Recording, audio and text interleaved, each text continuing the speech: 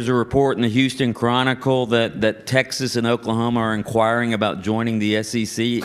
I bet they would.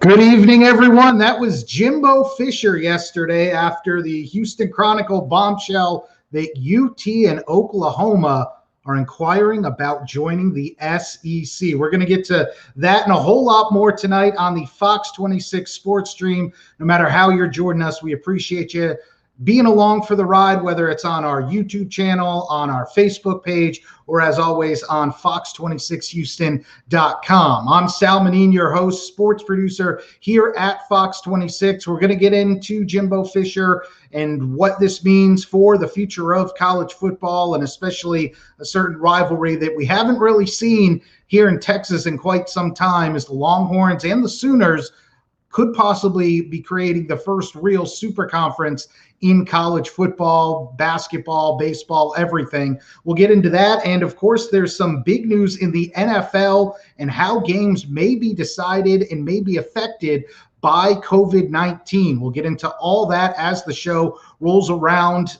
The Astros off today. They'll start a weekend series with the Texas Rangers. So not a lot of baseball, but maybe we will talk about the upcoming MLB trade deadline, which is at the end of next week, as the Astros comfortably ahead in the division by 3 games. And what happens next week could go a long way to determining if they create some distance between themselves and the Oakland Athletics, or if the A's are able to try to nip at their heels as we head down the stretch run. But we got to start with the big news of the week, and that's, of course, OU and UT possibly following Texas A&M to the SEC. That would give the Southeastern Conference 16 teams, which would by far be the largest conference in Division I football and men's and women's basketball. But then, too, you have a conference chock full of contenders. Now, we already know that the playoff is going to be expanding, and you have to think that if OU and UT were to join the likes of Alabama, LSU, Auburn, Florida, Georgia, go on down the list, then now the SEC is looking pretty good to get several bids into that playoff year after year. Here's more from Jimbo yesterday at SEC Media Days as the conferences get ready to begin their training camps in the upcoming days and weeks. Here's what Jimbo had to say. It was his first time hearing about the report, and he obviously played things very close to the vest. I don't know. I'm just worried about A&M. You know what I mean? Listen, we got the greatest league in ball, so I mean, you know, that's the choices they make or what they do. I don't know, but I don't know how I feel about it. I'm just worried about A&M. I'll control what I want to control here.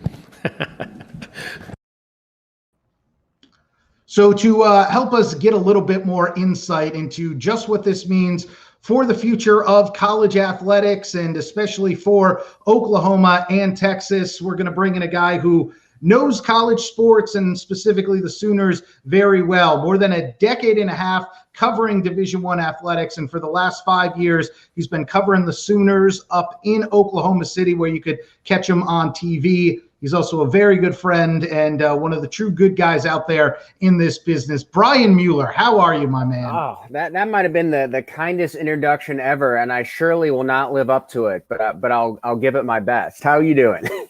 I'm doing well. Still trying to wrap my head around the idea of Texas and Texas A&M and Oklahoma all being in the same conference once again. Obviously, there's still a lot more hurdles that have to be overcome before this actually comes to fruition. But what was the reaction up there in Sooners country when they and everybody heard the news that OU was at least taking a casual stroll down SEC lane? Well, as you really probably wouldn't be surprised to hear, Sal, I mean, people are fired up about it down here because SEC means quality football. It's the conference everyone wants to be in if you are a college football program and you're playing against the best. And as you know, Oklahoma fans, I mean, it's a college football state. Whether you're an OU fan or an OSU fan, people love their college football down here. And it's funny hearing, Jimbo Fisher talk, and you've heard kind of similar sentiment from some of the other SEC folks. They're like, yeah, good luck getting in here. Like, we know we're the best. If you want to join, we'll see if you can get the approval. But for all the outsiders looking in, the SEC is where you want to be. And as everyone knows, I mean, the Big 12 for football has basically been a one-team conference for the past 5 years. And I think from OU's case, I'm sure they'd love to keep winning Big 12 title after Big 12 title. But at the same point, I think if they want to take their program to the next level outside of winning a national championship every year, the next logical step would be a move to the SEC. Yeah, that was going to be my next question. If you are the Sooners, obviously you have to be banking on the fact that you're going to be going to the bank if you make this move. That it would make the television contract for the SEC so rich that every school would get such a gigantic payout that's why if you're Oklahoma, you would want to go to a bigger conference and be in the same conference as Bama and LSU and all the other big boys. But as you just mentioned, right now, as much as everybody likes to wave the flag for look at the Longhorns' history and look how big their athletic budget is, as you just said, this has been Oklahoma's conference and thus entry into the college football playoff. It's been theirs to lose for the last several years. You have to think that they have to think hard about giving that up.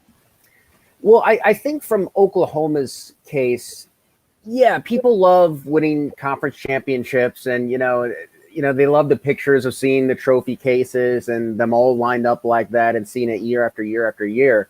But it's funny because from OU's perspective, you'll hear a lot of fans down here. It's like national championship or bust at this point. There are a lot of people, even when they've had years where they could make the playoff, but fans don't feel like they necessarily have a national championship team. Like they couldn't beat an Alabama in the championship game. Like fans down here don't want to make the playoff just to lose again, interestingly enough. Like you'll hear a lot of them say, like, I'd rather just miss out on it than get killed by Alabama in a playoff game or something. So, and I think part of that, the move, one thing that would help is I think it would help OU getting to face SEC teams. And maybe when you get to the playoff, you don't feel like you're facing this juggernaut of a conference. Not that OU, certainly the players and coaches feel that way, but I think from the overall perspective of the team, I think being able to play some of these teams that you're only facing in the college football playoff, possibly in the regular season, I think that would help a lot for the future of the program. And I think that would help the fan base as well, maybe, because no matter what people say, like there's an aura of Alabama. You know, I'm sure if you ask Lincoln Riley, he's not afraid of anyone. The players aren't afraid of anyone. But here, like, people still think of the SEC as like there's this aura around them, no matter maybe people don't want to admit it. So I think by going to this conference, it would really possibly help OU get over that hump and not only win a playoff game, but maybe win a national championship in the future. And that's really been the knock on the Sooners the last few years. And you could really say about all the Big 12 teams. It's just the Sooners have been the champs and the representative for the Big 12 in the playoff for the last several years.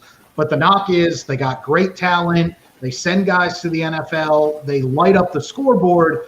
But then when you go play the SEC teams of the world, that's when you have this rude awakening. So to your point, do you think that joining a super conference, if it does come to pass, that OU and Texas would maybe start to finally shift things, at least on the defensive side, or maybe they start to mirror, obviously you can't quite be Bama, but maybe you start to look a little more like some of those SEC teams that have shown that they can knock off Alabama or Georgia here and there, and that's the path to win a title. I absolutely think it will only help because, you know, no matter how, I mean, the defense has, just talking about OU, the defense has certainly improved over the last couple of years, but it still, as we've seen, has not been enough for them to get over the hump. And like what you just said, Sal, there's still that feeling that like the SEC is kind of a notch above, no matter how prolific the OU offense has been, no matter how much improved the defense has been, no matter how many Heisman Trophy winning quarterbacks they have under center, they can't get over that hump, whether it's mental or physical. So I think going up against SEC teams week in and week out, it's only going to help. And they're already recruiting to try to beat the best teams in the country. I mean, that's just how OU and every other top program thinks. But when it comes down to it, it doesn't even have to be OU. It can be the other teams that SEC teams are beating in the college football playoffs over the years. It's just something about that SEC speed and playing style that most teams aren't able to keep up with. So I think when you're playing those teams every week, it can only help. And I think just mentally, you're not going to have that same, mountain to climb when you're like, oh, we played this team in week 2, or we played these guys last year in the regular season. We did pretty well, as opposed to like, oh, Alabama, yeah, that was the team that destroyed us in the playoff a few years ago, and we haven't seen them since. So that's how we think of them still, Now, we should point out to everybody, if this does come to pass, that the SEC actually invites Texas or Oklahoma to join them, they need 11 of the 14 current SEC teams to approve it. We know that A&M is going to do everything in their power to stop it. Their athletic director, Ross Bjork, has already come out in just about any interview he can to say he's going to do all he can to protect the Aggie brand. Do you see any of the other SEC teams saying, do we really want to add another juggernaut like Oklahoma into the mix? And if Texas ever, I realize everybody's still living in 2009 or even 2005, but if Texas ever figures it out, all of a sudden that path just became a lot harder for the Auburns and Mississippi States, Ole Misses, maybe not the teams that are Alabama or LSU. Do you think that there's any reason somebody other than perhaps Missouri or certainly Texas A&M would vote against UT and OU coming to form this super conference? I wouldn't think so. And I guess some of the early reports I've been reading is that really Texas A&M so far is the only school that's really come out against it. I mean, I think for all these other teams, yeah, it would add another highly competitive team in OU, and a team like you mentioned, Sal, has in Texas that has been competitive in the past and hopes to again soon. But I think if you're in the SEC, you already have the mindset that you want to play against the best. I think if you're a school that is just interested in having a 10-win season, playing mediocre competition, you're not in the SEC. And there's already so many strong teams. Like, I think it'd almost be the reverse effect if it was like, okay, if like a juggernaut team wanted to join the Big 12, then maybe if you're like an OU or Texas fan, you're like, man, we kind of had it like okay in recent history of like not having a tremendous amount of, top 10 teams in the conference. Certainly there's been years where the Big 12 is literally the top 25. But I mean, just in terms of like general year in and year out, like you pretty much know who's going to be near the top of the Big 12 standings year in and year out. But if you're in the SEC, you're already looking to play the best. I don't think adding 2 more teams is going to cause a school other than Texas A&M to say like, whoa, like this conference is tough enough. Like, you already got so many top teams there already. It's only going to add the prestige of the conference. And if you want to be near the top of the SEC, you're going to have to be a top 10 like program anyway. So I don't think adding OU and Texas is really going to be something that most schools will want to vote against. But yeah, you could see from Texas A&M standpoint, like that was the whole reason why they went to the SEC, to be like the Texas program in the best football conference in the country. And now you got Texas coming in there. But I mean, Texas hasn't, I mean, Texas hasn't been great recently. So, I mean, if you're A&M, I get why you're opposing it, but at the same point, they could just have the mindset of like, hey, we can be better than Texas and beat them in our own conference now, possibly. Yeah, and I'm sure UT fans would counter with, look how great things were in the Mac Brown days before things really went south, and they were beating A&M for recruits, beating them on the field. And if you're an Aggies fan, that's the one thing you don't want to see happen, because as you alluded to, perhaps the biggest point or feather in their cap to their rise over the last 10 years has been the fact that they joined the best conference in college football. We know that football drives the bus. How do you see this affecting some of the other sports? Obviously, OU, where you are, has been to a Final Four in men's basketball recently.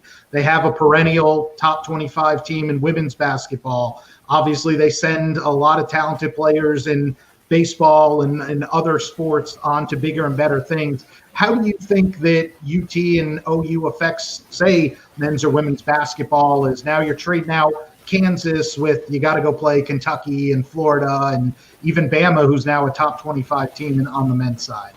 Yeah, I mean, I think for most of the other sports, I don't think it will have a huge effect. Yeah, I mean, you got the Kansas rivalry that will not be an in-conference rivalry, but I mean, the beauty I think of the other sports is that there's so many games. Like football, you have so few games that you have to play, but from a conference standpoint, any rivalries that you would want to preserve by changing conferences, you can just schedule the non-conference game. And yeah, it's not the same that you're not in the same conference, but I don't think that's going to have as huge of an effect because, like you said, you substitute Kansas for Kentucky, and you're going to develop these other rivalries within the conference as you go along.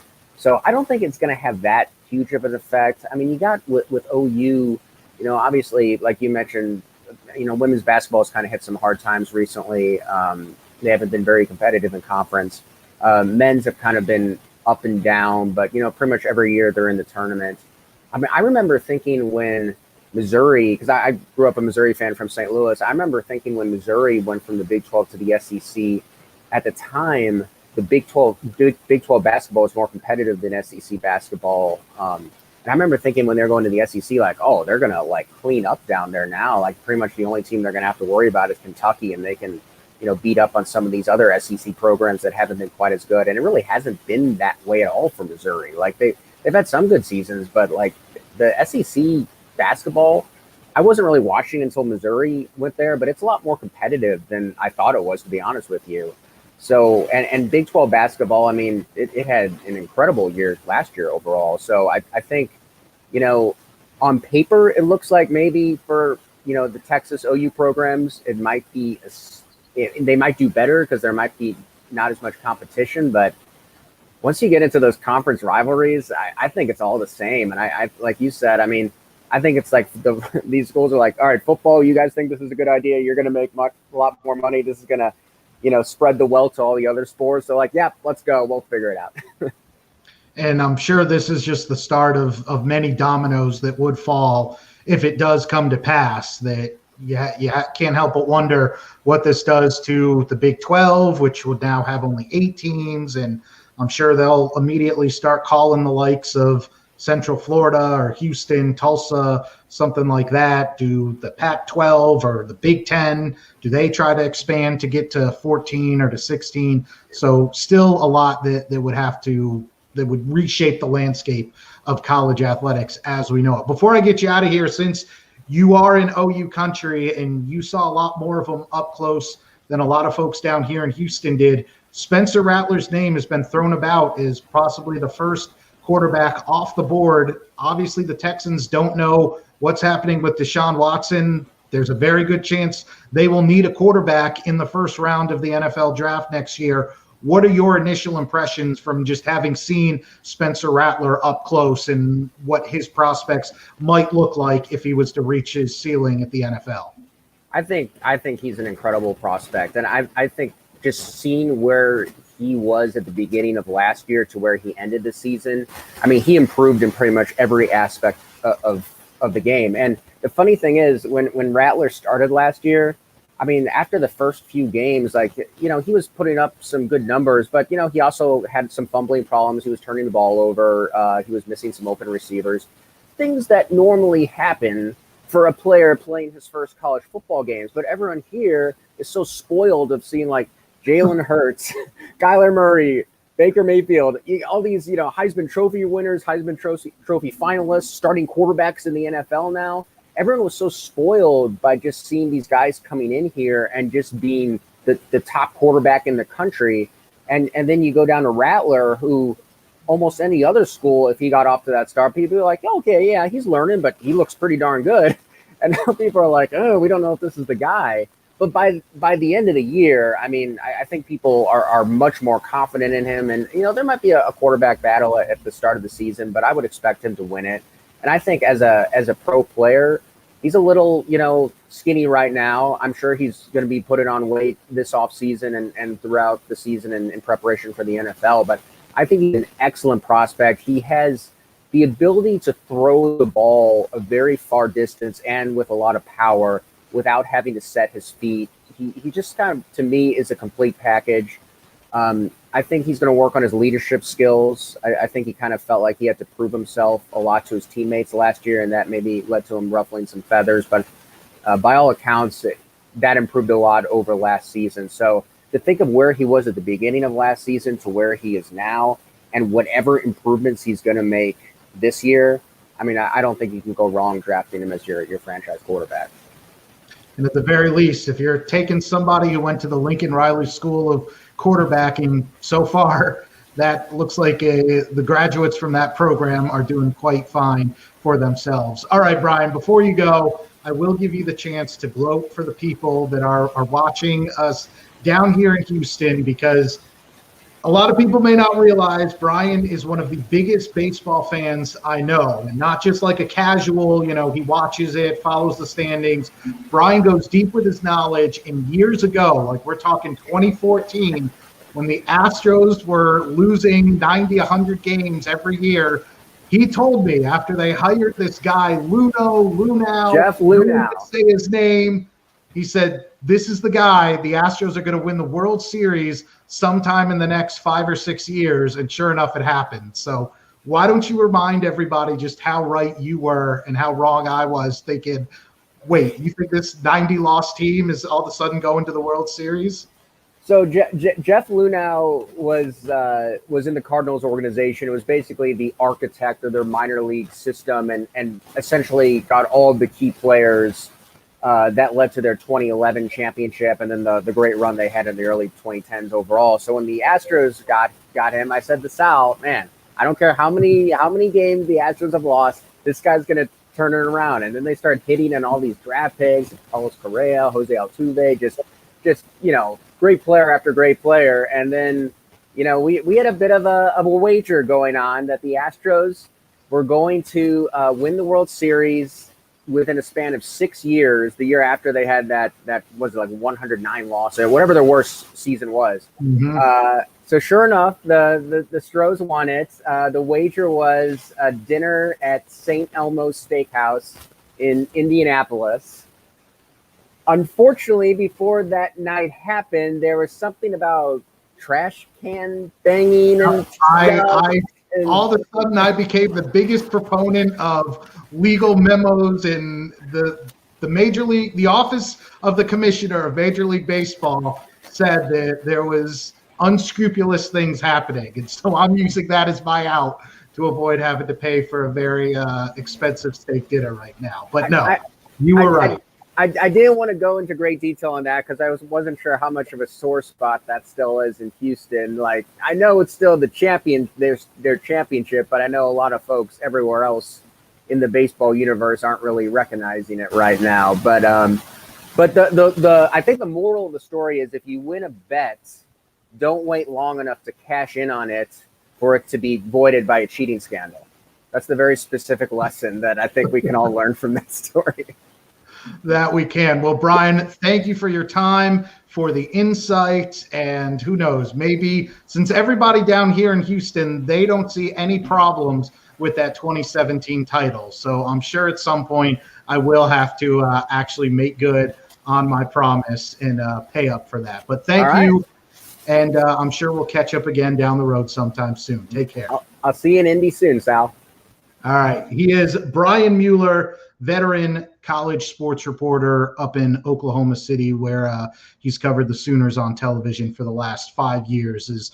It's going to be interesting if and when this does come to pass. Again, 11 of the 14 teams in the SEC have to give a thumbs up in order for Texas and Oklahoma to make the move from the Big 12 to the SEC. So we will see what happens as things roll along in that regard. All right. The other big story today comes from the National Football League. Again, the Texans open up training camp next week. A handful of teams have already started camp, and today the league sending shockwaves to all 32 teams when they sent out a memo saying that for the upcoming season, if you are forced to reschedule a game due to a COVID outbreak among unvaccinated players or staff, you have to be able to play that game within the current 18-week schedule that the league has. Remember, 17 regular season games, and then every team has a bye. So you have to be able to play within the current league year, league parameters. Otherwise, if you are the team that has to reschedule because of a COVID outbreak among unvaccinated individuals, you will have to forfeit that game. And not only will you forfeit, but the team that forfeits, all of their players will not receive a game check. So this is basically the NFL's way of trying to incentivize all the players, coaches, staff, everybody who is not yet vaccinated to get vaccinated, because they are not adding extra games at the end of the year or anything like that, reshuffling the schedule completely around if there is a COVID outbreak on a team due to unvaccinated players and staff, making it too difficult to play. So Zeke Elliott for the Dallas Cowboys was asked about this earlier today. The Cowboys are one of the few teams that have already started working out and holding training camp. They're back in California like they typically begin their training camp. And here's what Zeke had to say about the new league parameters involving COVID-19 and the vaccine. I mean, I think it's kind of a touchy subject. You can't really tell somebody what to do with their body. I mean, I grew up in a family where we didn't get vaccines, so it's kind of hard to tell someone who their whole life, their mom and dad tell them not to get vaccines to go get it vaccinated. If unvaccinated players create an outbreak, a team could be forced to forfeit, and if that happens, players from both teams will miss their game checks that week. You said game check? I mean, you just told me something new, but like I said, it's everyone's body. You got to respect that. Now, Zeke did mention that he personally had already chosen to get the vaccine, but obviously there's a lot of players who, for one reason or another, are not getting vaccinated, including former Texans star DeAndre Hopkins, who actually tweeted out that he had to think long and hard about if his NFL career was going to continue, if he was being forced to make a personal decision that could adversely affect his team. He later deleted the tweet, said he's not retiring. He still feels like he's got about 9 good years left in him, but he's one of a number of players who took to social media to question this policy. But again, the NFL is a private entity, and right now, private entities, local businesses, companies are able to tell their employees that you have to get vaccinated. And so the NFL is not forcing players to get vaccinated, but they're doing just about everything in their power up to that point where they're saying, if you have enough guys who are unvaccinated that it leads to an outbreak, not only are you forfeiting that game, but everybody who's supposed to play in that game is not going to get paid since they're not playing. So one of the things that I'm sure will be asked among all the Texans players and personnel next week, and that we'll have to see how this all exactly unfolds as the NFL season gets ready to begin.